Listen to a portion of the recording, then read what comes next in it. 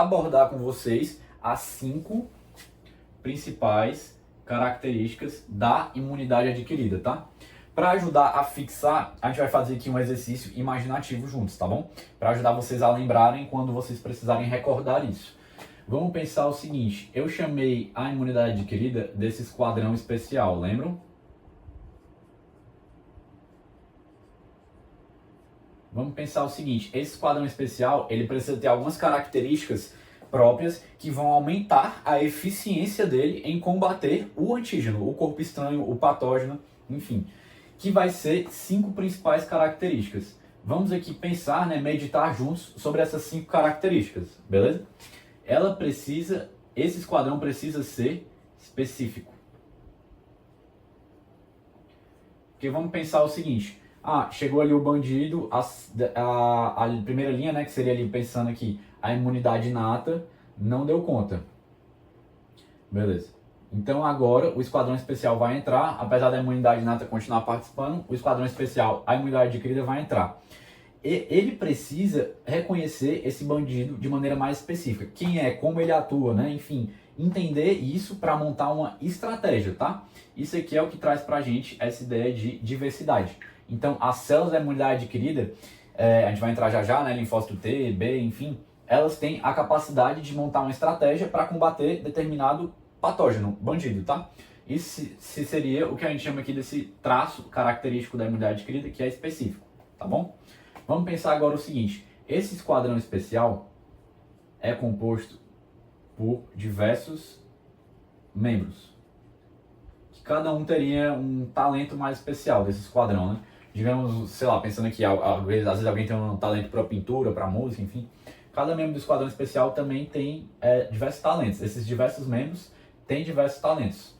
Então aqui a gente entra numa questão da diversidade.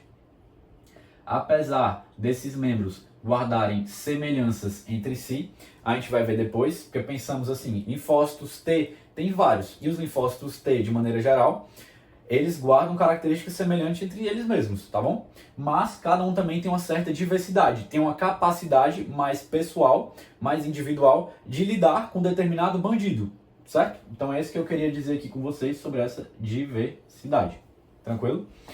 Vamos pensar o seguinte, se esse esquadrão, só retomando aqui essa questão do específico, tá? Que eu queria abordar um outro pontozinho com vocês. Se esse esquadrão monta uma estratégia específica para um bandido, quando chegar outro bandido, essa mesma estratégia não vai servir. Eles vão precisar montar outra estratégia, tá? Então, um exemplo seria o seguinte. Digamos que a imunidade adquirida, um exemplo mais prático, montou uma estratégia para combater o vírus do sarampo. E a imunidade adquirida, pensando ele mais no braço moral, que vai ser o foco da próxima aula, produziu anticorpos para combater esse vírus do sarampo.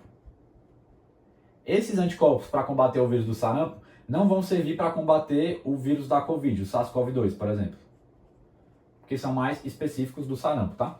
Então, é isso que eu quero dizer, essa questão da especificidade. É um ponto importante aqui pra gente também. Mas vamos voltar aqui pro esquadrão. Já expliquei essa característica de específico e da diversidade, para vocês guardarem com vocês, tá bom? Vamos pensar aqui outra característica dele, que é a memória imunológica.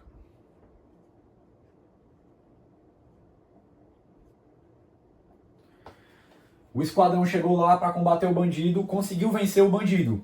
O que eles vão fazer agora? Eles vão deixar alguns membros desse esquadrão, alguns linfócitos T e B, para ficarem lá, tá? Ali rondando pela região, ficar ali no organismo, nos próprios tecidos. Isso eu vou abordar depois melhor com vocês, tá bom? Mas vai deixar algumas células de defesa, alguns membros desse esquadrão, para ficarem ali em determinadas regiões. Para quê? Para se o bandido retornar novamente, um muito parecido, ou seja, um mesmo vírus, alguma coisa assim, retornar novamente para atacar, já vai ter células de memória com a memória do que tinha acontecido para conseguir combater mais rápido. Porque, como eu falei, a estratégia já vai estar montada para aquele bandido específico, para aquele antígeno específico.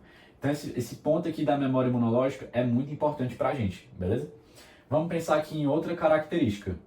Opa, vou botar aqui em cima. Autotolerância.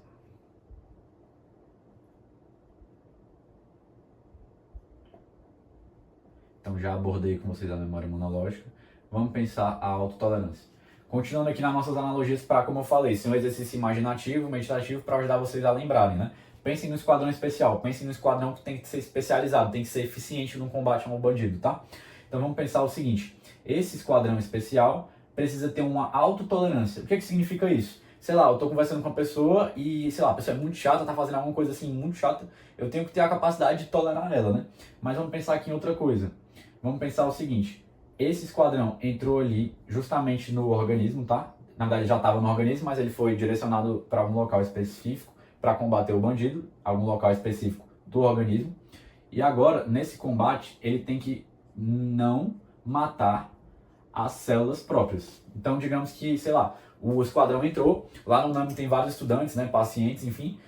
Beleza, e tem um bandido. Esse esquadrão não pode atacar os pacientes, os estudantes. Porque ele estaria destruindo o próprio organismo, destruindo o que ele deveria, na verdade, estar defendendo, né? Então, esse esquadrão tem que ter uma capacidade de autotolerância, de se controlar a ponto de atacar só especificamente um antígeno, tá bom? Então, é isso que a gente chama de autotolerância. É para nossas células da defesa da imunidade adquirida não atacarem justamente os nossos antígenos próprios, tá bom? Os nossos próprios células, enfim, de maneira geral. Quando há uma quebra dessa tolerância, dessa autotolerância, a gente vai dar origem às doenças autoimunes, né? Então, doenças autoimunes a gente pode pensar muito no universo da reumatologia. Digamos que um lúpus ou uma artrite reumatoide, enfim, não cabe entrar muito aqui, que é a coisa mais clínica, né? Mas guardem isso daqui também, muito importante, que já abordei também com vocês, essa daqui também. Vamos pensar agora na quinta e última característica, tardia. Tardia por quê? Porque vamos lembrar da aula passada, imunidade inata. Em poucas horas, ali, em um dia, enfim, poucos minutos, a nossa imunidade inata já está agindo ali. Já está tendo esse recrutamento dos neutrófilos naqueles primeiros momentos. Então, a imunidade inata é bem mais rápida. Mas a imunidade adquirida, como ela precisa se preparar, tudo aquilo, ela é mais tardia. Então, quem está na linha de frente, ali no front, é a imunidade inata, né? Como a gente já viu, os macrófagos, os mastócitos, também as células dendríticas e os vários outros que eu já comentei agora no início da aula, estão ali mais no front, né? Então, eles vão combater ali, beleza, de primeira, então eles são mais rápidos. Mas depois, se eles não forem capazes, eles vão ter que pedir ajuda, chamar quem? A imunidade adquirida. Para eles chamarem demora, tem um tempo, por isso que é tardia, beleza? Essa é a quinta e última característica pra gente aqui.